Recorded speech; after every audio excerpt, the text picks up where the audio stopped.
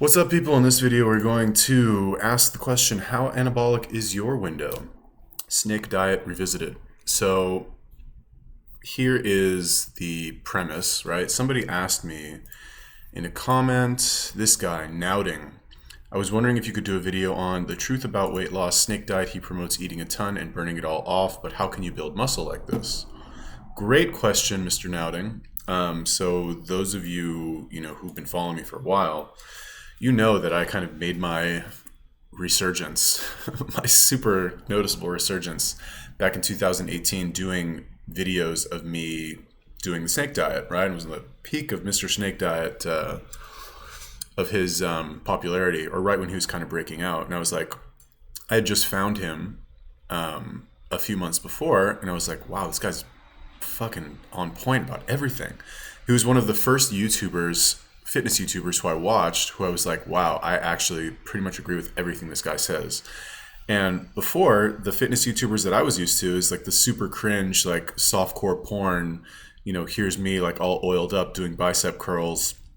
Oh, and by the way, guys, you got to try this new keto burn supplement. It's like typical mainstream fucking trash. And then you have this screaming fucking drill sergeant who's like, you're a fat piece of shit, stop fucking eating, try fasting. And for me, until that point, I read The Warrior Diet back in 2002, which was like this guy, Ori Hofmeckler, was talking about intermittent fasting before intermittent fasting was even a term, right? The Warrior Diet, really quick, is basically where you eat one meal a day or you overeat at night and you undereat during the day, right? It's this amazing book. You guys should definitely check it out if you're interested in intermittent fasting. I owe a lot to that book, 100%. But basically the idea is that you eat very lightly during the day. I'm talking like a carrot, you know what I mean? Or like a glass of fucking juice or something. And that's like what you have periodically just to kind of keep you going. And then at night, you go crazy and you eat as much as you want. As long as you start with like raw vegetables, like a salad or something, and then you eat your protein, and then afterwards, if you're still hungry, you can eat carbs. And you can eat as much as you want of the first two. Preferably you eat as much as you want of the first two. And then afterwards, like I said, you can have carbs if you're still hungry, if you want a snack or something. That's the basis of it. There's a lot more that goes into it than that. But that was my introduction to fasting. And I pretty much followed that schedule more or less 90-ish% of the time since fucking the year 2000 up until 2018 when I saw Snake Diet Guy's videos. So I saw his videos, I was like, damn, this guy's the real deal. And you know me, I fucking hate everybody. But I was like, wow, this guy's the real deal. So anyway, I'm drinking the Snake Diet Kool-Aid. This anabolic window, or this question, how anabolic is your window? This is my concept, I guess. I can't blame him for this. This is something that I just kind of thought of yesterday, and I thought that I would make this video on it because it's kind of related to the question that this guy is asking, which is, how do you build muscle when you are fasting, right? Now, let's take this lovely infographic that I have right here. So how anabolic is your window, right? There's this concept of the anabolic window, which there's a study that says that like they took two groups of people, they made them do resistance training, and one of them ate within an hour after working out, and the other one ate 4 hours after working out, and the ones that ate an hour after working out built more muscle, and therefore there's an anabolic window, and you have to eat within an hour of working out, which is where all this like, oh, you got to have your protein after you work out, got to have your whey protein, your protein shake, and there's a lot of very heavily marketed supplements geared towards you capitalizing on your anabolic window. Now, there's some problems with this study. I don't remember exactly what the problems are, but either it hasn't been replicated or it's not true or it's been disproven. But this whole anabolic window thing, because it's such a catchy term, has kind of stayed alive in the fitness community. Now, also coincidentally, yesterday I just watched a video by one of my other favorite YouTube fitness people, Shredded Sports Science, which is this like bald English dude who just makes fun of everybody in the fitness industry. And he was ripping on somebody about this whole concept of the anabolic window. So it got me thinking. It was like, is there really zero difference between when you eat and how that affects your body? I'm going to say no, there is not zero difference. For example, right, I've created this little continuum right here. Okay, this continuum is from, let's bring out the original, is from here to here. Okay, I should have, let's do this really quick. Make this a little bit smaller. There we go. All right, so let me just make this into a continuum. Those are arrows, by the way. Those are shitty arrows. But anyway, you get the idea. Is there really no difference in body recomp, protein synthesis, or recovery between these two extremes and everywhere in the middle, right? These are moments in time. This is infinity here, and this is infinity. Well, I guess you can't really get to infinity here, but let's say you work out, right? And let's say this is 1 hour. Is there really no difference, zero difference, between eating 1 hour after you work out, or let's say 10 minutes after you work out? Is there really no difference between eating now, eating at this time, and eating 8 hours after working out? I'm inclined to believe there is a difference, right? There is a difference, maybe not in only how much muscle you build per se, but there are other factors that go into it that might potentially affect the way your body changes as a result of the combination of you working out and waiting an extra long amount of time to eat, if that makes sense. Okay, so basically these two are not 100% equal. All right, if you're only judging by one single metric, how much muscle you built in your fucking quadricep, like when you ate here versus when you ate here, maybe that's the same. It's possible. I also don't think so. I really don't think so. And we're going to kind of explore the rationale behind this right now. All right, so what happens when you don't eat for a long time? Okay, and this is super bro science, all right? Like, believe me, don't believe me. Bro science / my experience / like cursory exposure to this, to lots of scientific research, just because I'm interested in this kind of thing and I watch videos about this and occasionally read studies.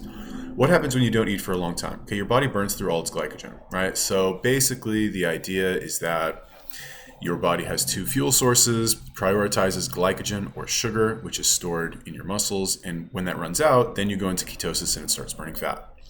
So what happens when you don't eat for a long time is your body burns through all its glycogen because you're burning this primary fuel source. And if you're not eating, you're not replenishing it.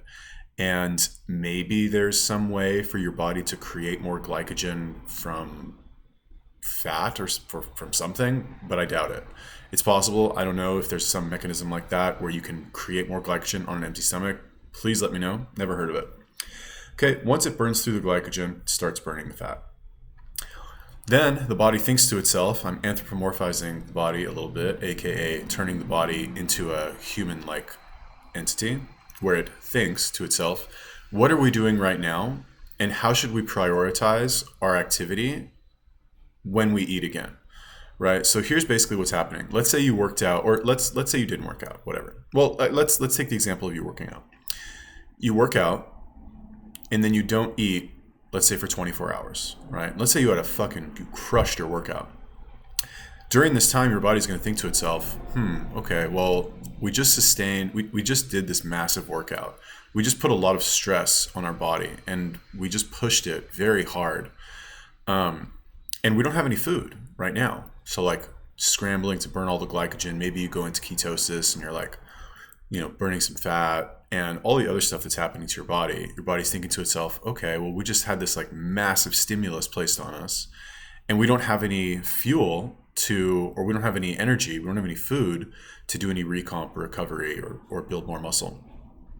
So when we do eat again, we need to make sure that we prioritize A, B, and C, right? And one could make the bro science argument that after not eating, let's say 24 hours after working out, that your body will kind of have like a rubber band effect and place a disproportionate amount of resources and focus onto building additional muscle and increasing glycogen stores, which we'll get to in a second, when you finally do eat again. right? So it's kind of like, I guess the best analogy, or the analogy that pops into my head right now. It's like, let's say you're broke for a long time and then finally you get all this money. You're probably not going to be smart with the money. You're probably going to go out and buy a bunch of fucking, stupid designer handbags and like Gucci suits and a Ferrari. You know what I mean? If the money just comes really quickly. You're like, oh shit, yeah, I've always wanted a Ferrari. Now I can finally buy one. So that's kind of what your body does, right? So anyway, the point is this: when you eat again, your body partitions nutrients differently as a result. Or what I should say is your body prioritizes the partitioning of nutrients in a manner that is reactive to what you have been doing during the time where you have been fasting. So if you've just been lying around and not doing shit when you're fasting, which makes sense for longer fasts, fine. But if you're doing shorter fasts, 48, 72, depends, I guess, I think it's perfectly fine for you to push yourself really, really hard in order to kind of rev up that rubber band effect, so to speak. All right, so what does this mean? Let's just kind of go over this, kind of talked about it just now. But what this means is your body will allocate more resources towards making it easier to do whatever you did while you were fasted. So, simple example, I'll give you an example, I guess, from myself from yesterday. So yesterday, I woke up in the morning. Yesterday I had one of the craziest days. Well, not craziest. I had a crazy day yesterday, right? So I woke up in the morning and I wanted to film these videos for this fitness course that I'm finally going to be releasing, right? I've got like this fitness course coming out. It's nutrition and fasting and supplements and fucking kettlebells and shit. And the one area that I haven't been like doing, because I've just been putting it off, is the kettlebell demonstration exercise videos. And yesterday I was like, you know what, fuck it. Today I'm going to do it, because I wanted to wait until I had somebody to film me. And I was like, you know what, I don't give a shit. I'm setting up my tripod. I'm doing it in my fucking living room. I'm just going to get it done. So a lot of other stuff that I wanted to do yesterday, and I kind of saved it to the end. So basically the point is this, is that I woke up, I went to the gym, I did like an hour workout, which for me is a lot because of the way that I train. Is like I don't rest and I do very heavy, very slow reps. So I trained for an hour, which is a very long time. And then I went and I ran for 40 minutes. And then I came home and I worked on the computer some more. And I didn't eat this entire time. I was on an empty stomach the entire time. And then I filmed these fucking kettlebell workout videos, right? All on an empty stomach. And then I waited until, 5-6 hours later to actually eat.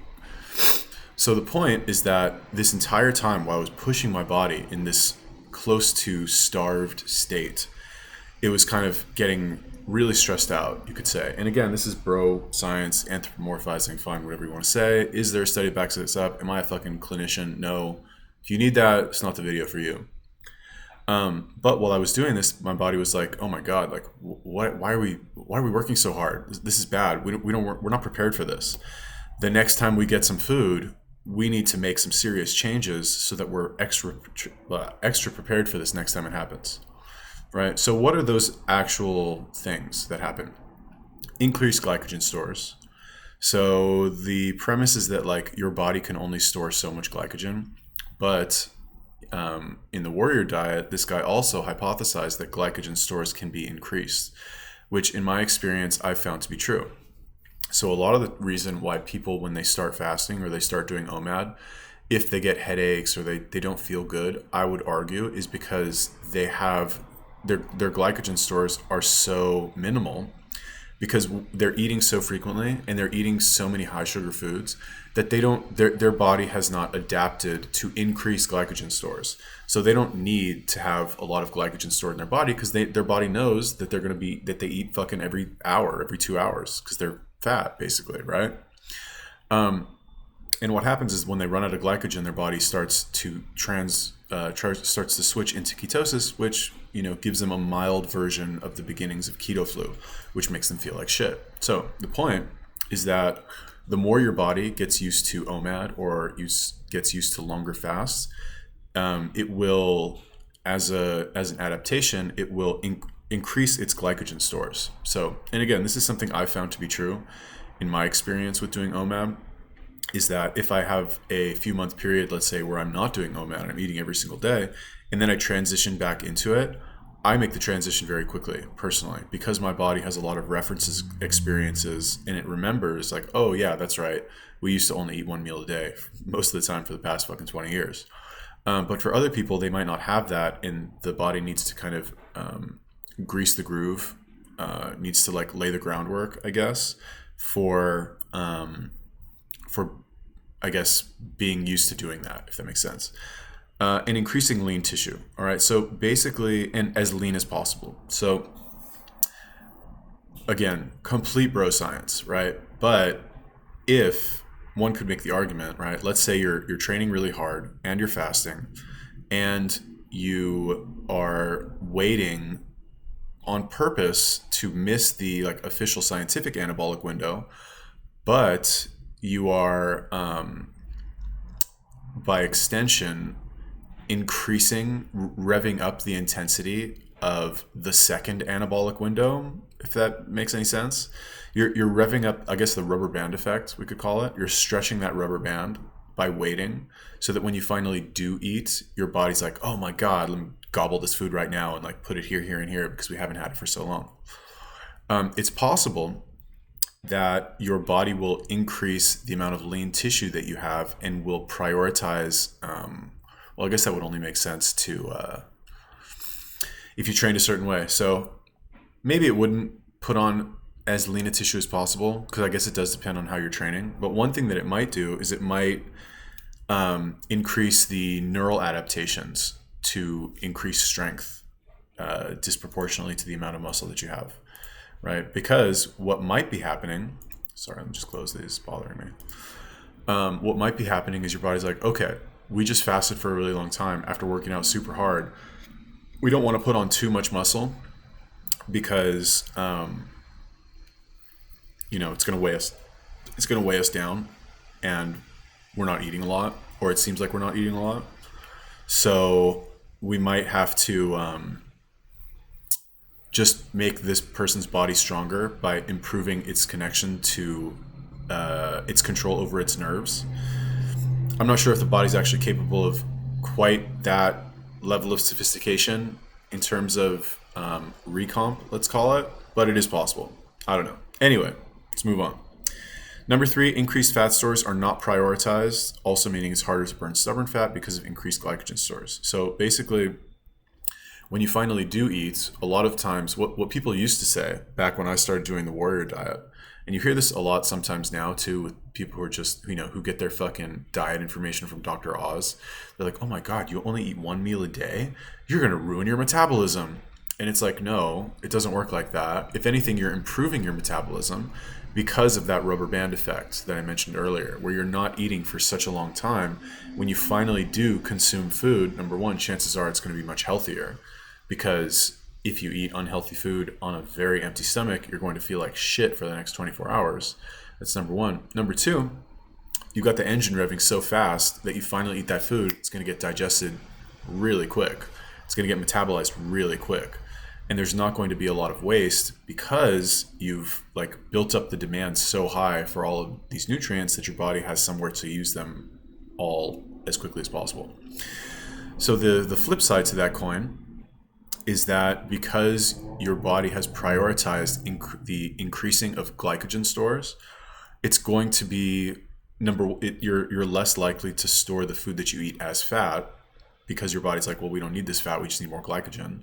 That's number one. Number two, it might conceivably make it harder for you to burn stubborn fat as time goes on, because your glycogen stores are so massive that you just don't, your body never gets to the point where it needs to, actually use the fat for fuel, because it just has massive amounts of glycogen compared to your average person. Really quick, one way to change that is to, and this might be why, at least for me, I know, doing OMAD is not, excuse me, eventually when you do OMAD, your weight loss will taper off, right? It's not like you lose weight, and then it kind of tapers off like this, and then you just maintain. And it's possible you even gain weight again through OMAD, right? Because your appetite, you get used to eating big meals and you cheat a little bit more. So in theory, it's best to kind of alternate between frequent feeding and OMAD. I should probably make a video about that. It's not something that I really mentioned, but I guess I just mentioned it now, so I'll make a video about it. But anyway, what's the bottom line? It's possible that your body's metabolism and nutrient partitioning mechanism is revved up after extended fast as compared to baseline, but because of homeostasis, aka your body getting used to repeated stimuli, this effect will taper off unless you vary your eating frequency or randomly increase the duration of fasting, sometimes frequent feeding, etc. So here's the simple explanation of that. When you don't eat for a long time, your body's, let's call it, sensitivity to adaptation increases, and the longer you wait up to a certain point, the stronger the effect of adaptation will be because of increased sensitivity. But eventually that will taper off, so you need to either cycle or just make it random, right? So that's kind of complex. Did that even make any sense to anybody? I don't know. I'm not sure if it did. And then right here, this is something that I stole from Shredded Sports Science. He made this graph where this is something that I included in the beginning when I was making this. I'm not sure if it's so relevant now, but let's go over it really quick anyway. He basically said that throughout the day, we are a mix of anabolic and catabolic, right? There's this whole thing where they say like you can't be anabolic and catabolic at the same time, but what is the same time? Is that like the same instant in time, the same exact second in time? Okay, but you understand that your body is like a very complex organism, and parts of it might be anabolic, whereas parts of it might be catabolic at different times, right? And you could be anabolic for a few hours during the day and catabolic for a few hours during the day, and then anabolic again, and then catabolic again. So what you are looking for is a net anabolic effect if your goal is to build muscle. Now, this whole thing about building muscle, just a quick little rant here, and then I'll end this long-ass video. It's not hard to build muscle. It's really not hard. You don't need to do all this extra fucking thinking and shit to build muscle. Like, you go to the gym, you work out, and you eat protein, and you'll fucking build muscle. That's it. You don't need to fucking maximize this and maximize that. This is only for people who are like either nerds with this shit or just like to argue on the internet, or are looking for that extra edge because their first 3 to 6 months of them like going to the gym and working out and eating protein, those gains have kind of tapered off, right? But if you're like, if you haven't been working out for at least, if you've never worked out and you haven't been working out for 6 months, you got nothing to worry about. Like, you don't need to know about this shit. Just go to the gym, lift weights, and eat chicken. Cool. That is my video about that. Shout out to Snake Diet Guy. Definitely go check out his videos if somehow you have not. He's the real deal. One of the few actually good fitness YouTubers. Let me know what you think about my little spiel here. Leave me a comment. Peace.